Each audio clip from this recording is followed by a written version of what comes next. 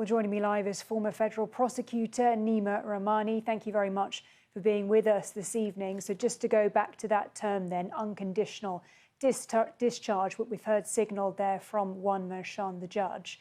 Just explain to us a little bit more about what that means exactly. Well, Helena, Netta talked about it's very important. The unconditional discharge means there's going to be no substantive punishment in the case. No confinement, no prison, no home confinement, no probation, no fine. And I think Judge Juan Merchan realized that practically and logistically, it would be impossible to impose any real sentence on the former president. Nor was he willing to do so during the trial when Donald Trump willfully violated his gag order 10 times. But it's still important that Donald Trump is sentenced next week, and this is why.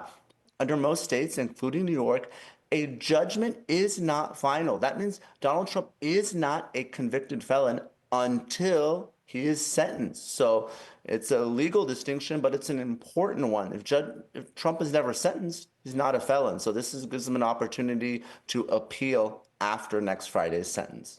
So just to be clear then, if we end up seeing this case essentially closed without punishment, would that fit the crime to your mind ordinarily if this person wasn't the president-elect of the United States?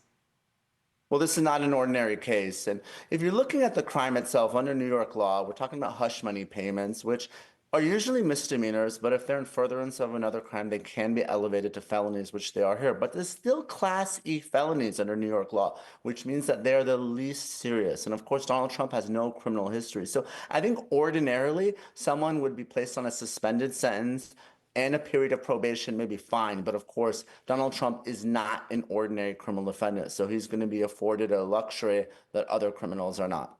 I wonder what message then you think that sends to the general population, the wider public. We know that while Merchan has been speaking about what he says is the sanctity of this ruling, but if there isn't a punishment, then does that feel fair under the rule of law? Well, a significant percentage of the American people think that Donald Trump was treated unfairly, and they elected him president notwithstanding this felony conviction. So, if you're looking at the 4 criminal cases Donald Trump was facing, this was by far and away the least serious. And there was never any real possibility of prison time. Even if Kamala Harris were elected, Donald Trump still has some important legal arguments on appeal. We talked about presidential immunity. Does it apply here?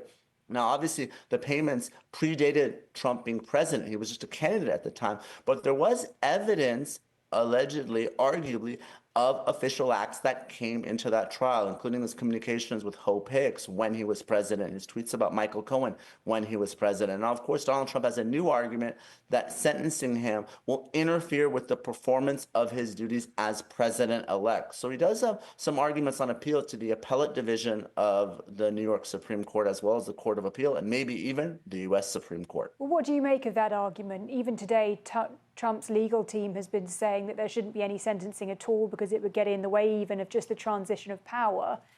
What do you make of that? Well, that's a newer argument, and I think what Judge Juan Merchan said is, well, you're trying to have your cake and eat it too. Let's not forget the reason the sentence in this case was delayed past the November general election is because Trump and his lawyers said it was election interference. They did not want the sentence to interfere with the election. Well, now that Trump won and he's president-elect, he's saying, well, now that I'm president-elect, I shouldn't be sentenced at all. And the judge is saying, well, you could have been sentenced over the summer, months ago, but you were the one who was trying to delay this. So I think Judge Juan Merchan has the better argument there. But let's not forget, at least in the New York civil fraud case that Attorney General Letitia James brought, Trump did have some success with the New York Courts of Appeal. He had his bond amount reduced, and he had Ivanka, his daughter, dismissed from that case. So Trump is certainly eyeing those New York appellate courts. And the question really is, are they going to intervene in the next week to stop this sentence, or will Trump be sentenced to that conditional discharge, and will Trump have to go through the normal appeals process, which will take months, in which case he will indeed be a convicted felon? Briefly, what does your experience tell you that you think might happen? I don't think they're going to intervene because we have just 1 week before the sentence. That would be an extraordinary remedy. It's certainly possible, but I think that's unlikely.